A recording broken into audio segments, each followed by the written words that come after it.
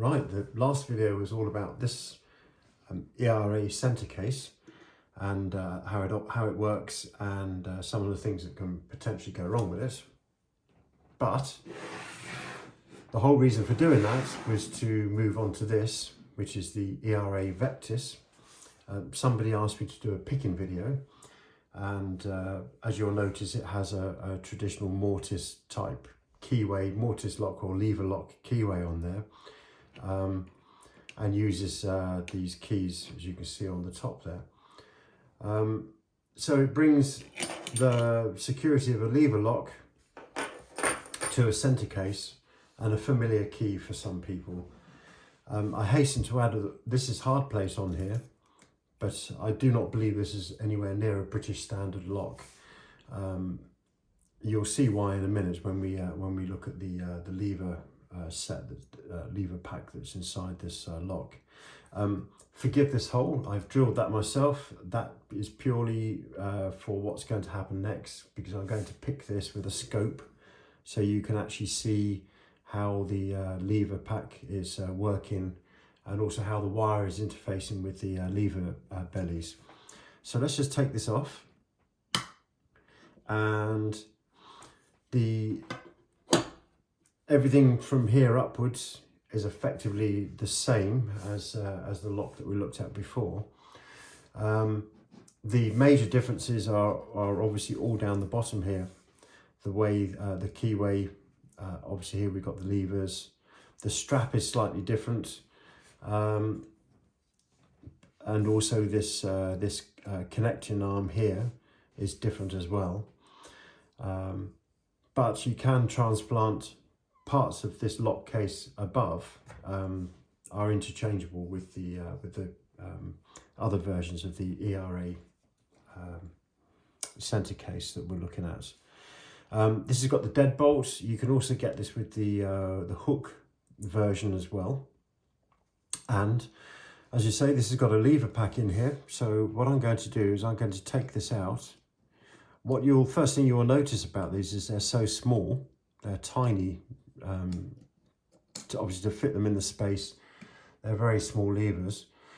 What you'll also notice is it's just there's no anti-pick on these, so the fence doesn't have any anti-pick notches in there. So you think that would probably make it easy to pick, and it does to a certain degree. There's no way that you're going to get this into an anti-pick situation, but what you can do is you can still lift these levers too high and overset them. Between the levers on this particular version, I think there are other versions where the levers are stamped out, similar to the ERA Fortress, but on this one you have these plastic nylon material spacers, or shims if you like, or washers in between the lever pack, so in between the levers. So if we take these out, there's two, a spacer, so we've got three fiddly little things.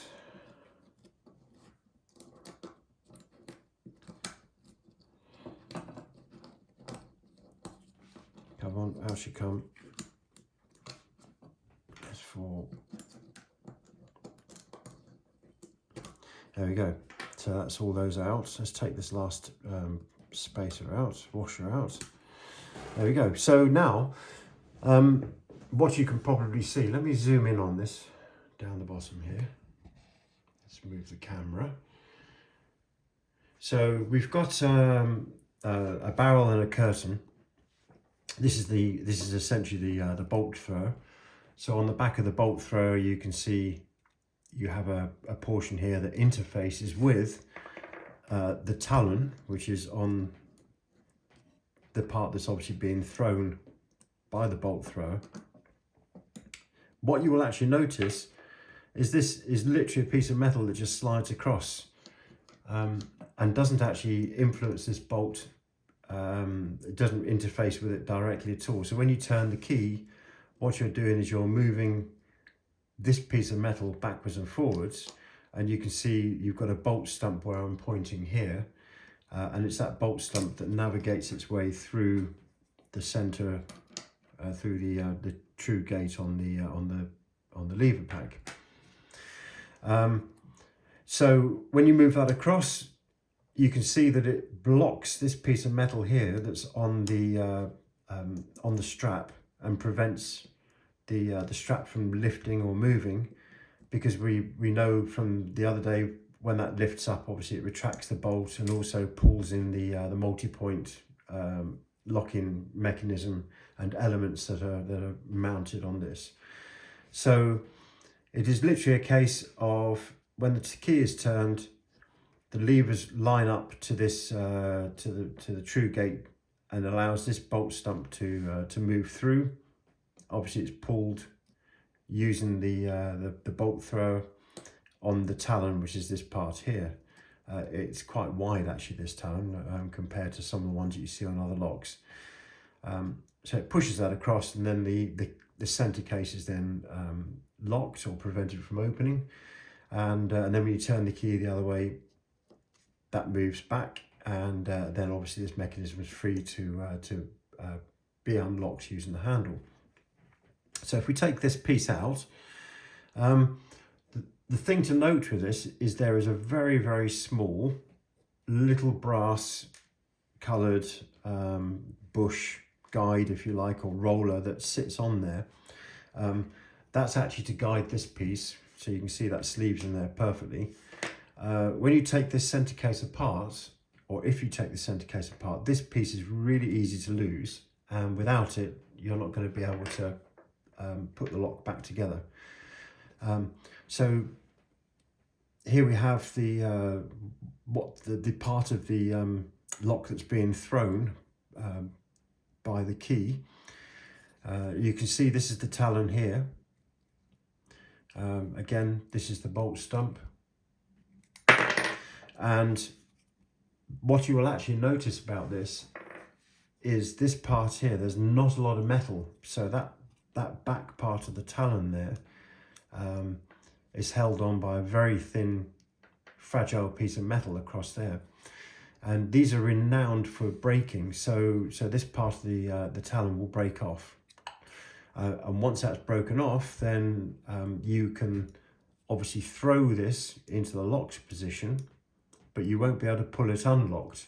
And so a lot of doors that you come across with a Vectis in that have got issues with opening, generally speaking, are because this talon's broken, and the key will then be turning 360, and you genuinely will not be able to throw this piece back across to free up the mechanism. So in that situation, if you come across one of these with a key that spins 360, you don't really have much choice other than to drill through the side casing and then manipulate this bolt stump back manually, so that you can then free this part of the lock up to unlock it. You'll notice that this bolt stump here travels in this groove, and that groove basically is protected by the hard plate. What some people do is they chip this hard plate off if they've got room under the handle footprint to chip that off or pull it off, and then you've then obviously got a direct access then, not only to the bolt stump, but also on the back here you can see there's also this part that gets thrown, which you can also manually manipulate across. So all is not lost. You don't need to drill massive holes unless you can't actually get the hard plate off, and then, well, then you obviously improvise and will work by drilling through it. Okay, so that's just about it with the internals on this and the way that it differs from the one that we looked at the other day. So it is essentially a lever lock inside a center case, just this portion here, and all you're actually doing with the key is throwing this piece to prevent the case from being unlocked. And that's it. Okay, so I'm going to put this back together, and I'm going to pick it. So let's have a little discussion about when you would be wanting to pick this versus opening it destructively. If you have a customer who's locked themselves out, they've lost the keys, but they still have a key inside, then you would probably want to pick this, open it non-destructively so that they can then go and get their keys or get another key cut and carry on using the lock as usual. If the customer has lost their keys and they don't have any copies, then obviously you're going to have to find a way of either making a key up to code by obviously looking at the lever pack and hand filing a key or cutting a key to the heights, to known heights, space and depth keys, if there are such a thing for this lock. But if you, let's say for example, you're opening this non-destructively on a warrant, would you be looking to pick it? The answer is probably no, because once you've picked this open, it's almost impossible, or from what I've been told, it's impossible to lock it back up by picking. So really it's a one-way street. You can unlock it and gain entry, but to lock it back up again, you need a key. And in those scenarios, you would probably be wanting to use a kit, a decoder kit with a makeup key that would allow you to decode this, create a key, and then you can obviously lock this up afterwards using a key and move on. So so picking really is just for a gain entry, non-destructive gain entry where people still have the keys. Yeah. All right. So, okay. So I'm going to put it back together and we'll get on to picking it. Right. So we've got the scope inside this lock. So this is going to be a pick video of what it looks like inside. On the top of the screen there, is the bolt stump, and you can see what I'm doing is you can see the curtain rotating actually in the bottom left there. When I rotate the curtain round, the talon picks up that bolt stump and it's pulling it into that lever pack. And the lines that you can see, if I pull this out, you can see that there are 5 plastic spacers that are very prominent, and then underneath them are the actual levers. So the first 2 levers there you can see there's quite a high lift up to the gate, not so high, a low lift, and then a sort of a not so high after that. So you can see the tops of the 5 levers, and they all need to line up with the gate, line up with the bolt stump to obviously get them through. So what I'm going to do is I'm going to pick the back lever first, so lever 5. So let's just get the pick wire in and underneath, get that to the back. Okay, so I'm now lifting lever 5. You can see that's not binding, so let's go to lever 4. Okay, so lever 4 is lifted a little bit, 5. There's lever 4. I'm going to pull the camera back now. There's lever 3. So if we get lever 3 lifted, that's not binding. Let's pull back again. So there's the front 2 levers. So lever 1 and 2. Okay, they actually feel quite bound. There you go. There's goes up lever 1. There's 3. Lever 2 is solid. Let me move the camera so we can see that. There we go. There's the centre of lever 2. 3, 1, 2 is really solid. There we go. So that's jumped up. Now, as you can see, that's jumped up too far. But anyway, it's dropped down now. But if there was an anti-pick gate on that, then obviously anti-pick notch, then that would have got stuck. But there's nothing subtle about this lock. As you can see, you just go through and pick it. So that's the front 2. It looks to me like 3 may be the only one that's actually holding us up now. So let me go to 3 and give that a nudge up. There, yes, and now the lock's open. Let me just move. I can't, because the camera's in, it's the scope's in, I can't pull that too far, but you can see that if you look, you can see all of those levers are now lined up with the bolt stump, and I can move it in and out a little bit. There we go, there it is, it's moving. So if I pull it out all the way now, you'll see the levers drop back down. There we go. So there wasn't anything special about picking that at all, basically. I just lifted them up to effectively what was their true gate, and the lock just opens. It really is not a difficult pick at all. So here is the lock from the front. There's the hole that I've been using for the scope to view the pick from the inside, and now I'm going to pick it from the outside. I've got the Ultra pick from 8 Ball Engineering. It's the standard short wire. I'm going to apply a gentle tension. We don't want massive amounts of tension, and remember that the levers in here are really small, so the movements that you make to lift the levers need to be correspondingly small, otherwise that you're just going to be lifting them all over the place.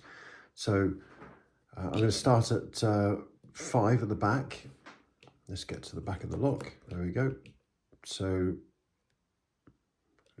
little very small lifts. 2, 3, so 5, 4, 3,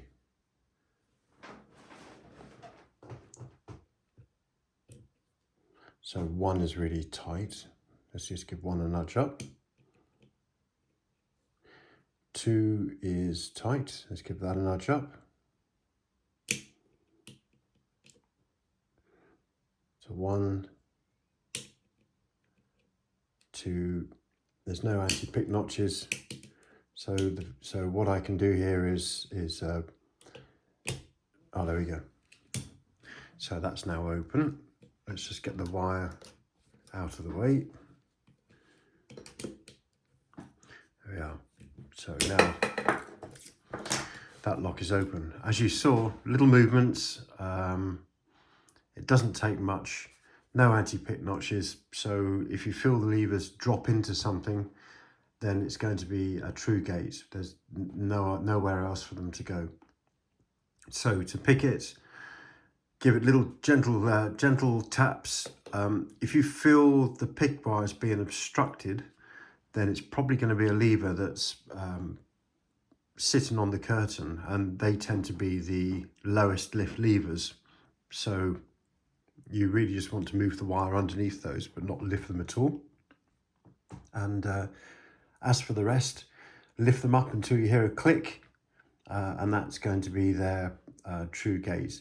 If you hear a really big click, you've probably applied too much tension and they've flicked all the way up to the top, but that's not a problem because you can then just relax the tension and they'll drop back down, hopefully catching in the in their true gate. Okay. So I'm just going to open the hook case version of the Vectis. Let's get the key. There it is, locked up. There's the bitting on the key. Let's get the Ultra pick. We'll turn the curtain and we'll put the small wire in. Let's get everything seated comfortably.